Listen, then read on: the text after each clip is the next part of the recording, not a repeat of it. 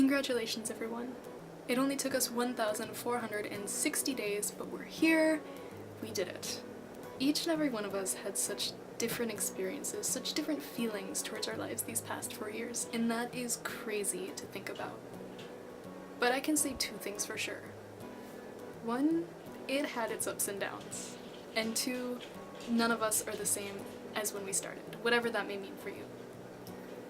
For me, the most important lessons that high school taught me were how to be a leader and how to have my voice heard. Anyone who knows me knows that I'm a quiet person. I observe rather than participate, and that's the way it's always been. Until my sophomore year at another school, when I said, hey, wouldn't it be cool if we started a podcast? And then the advisor asked if I wanted to be the director, and all of a sudden I was in charge of an entire group of my classmates. Not only did I run the thing, I also did 2 of the segments and produced the entire series. I led us through 2 incredible years and 13 episodes. And it pushed me way out of my comfort zone. But I learned how to lead, how to be assertive, and how to work with so many different kinds of people.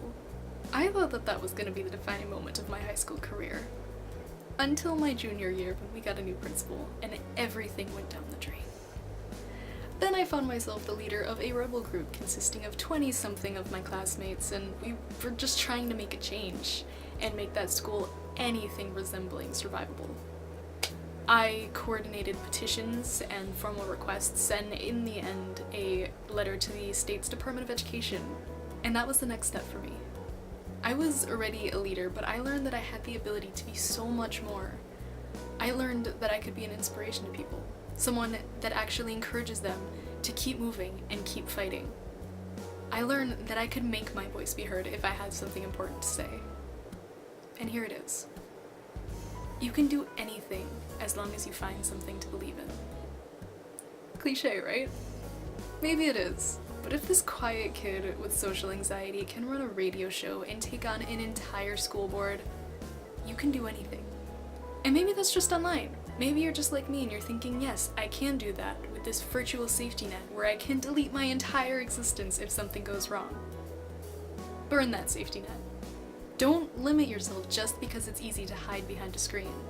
There is an entire world out there waiting for you to take it by storm. So push yourself past that limit. Take a chance, take a class, take a road trip, fly to the moon. For the greater part of 10 years, I let my social anxiety hold me back from my dreams. I sat back and I watched and I thought, one day that'll be me, if only I wasn't so afraid.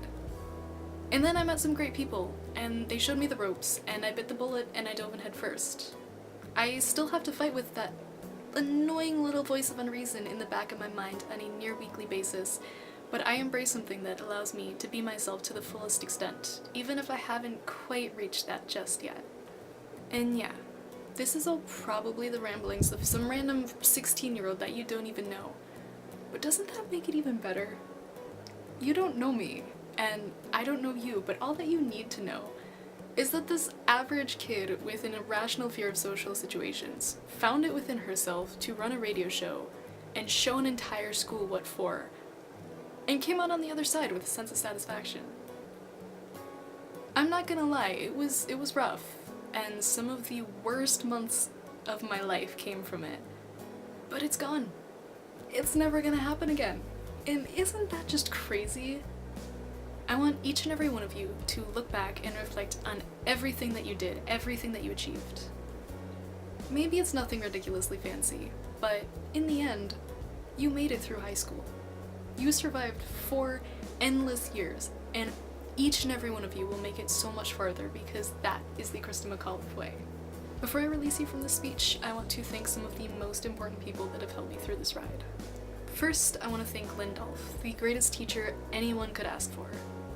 If you're ever lucky enough to find someone that can actually explain geometry in a way that makes sense, and then turn around and give you the best introduction to creative arts, you need to hold on to that person and treasure them forever. I genuinely would not have survived high school math or science without you. I also want to thank Kim Fowler for being such an amazing teacher and making my last year of English courses as enjoyable as they could have been. She managed to take many poorly planned disasters and turn them into awesome experiences, and I'm really glad that I got to work with her even if it was just for 1 year. And last but not least, I want to thank Julie Radacci, more fondly known as Dr. Ed, my Mr. Feeney, for being the best mentor I could have asked for. She helped me through 2 years at a school no one thought that they would survive, and then followed me to this wonderful place for my senior year. She was the one that asked me if I wanted to direct that podcast many moons ago, and she never fails to raise me up and remind me that I am so much more than I think I am. I owe you so much. You were never just a teacher, but also an amazing friend. And finally, I would like to thank Mr. and Mrs. Geis, Mrs. Fox, and Mrs. Excel, and all of the other incredible men and women that make this school the wonderful place that it is. And without further ado, I wish you all the best of luck on your future endeavors. And I can't wait to see, the places you'll go. Just remember, as the Queen herself said, it does not do to dwell on dreams and forget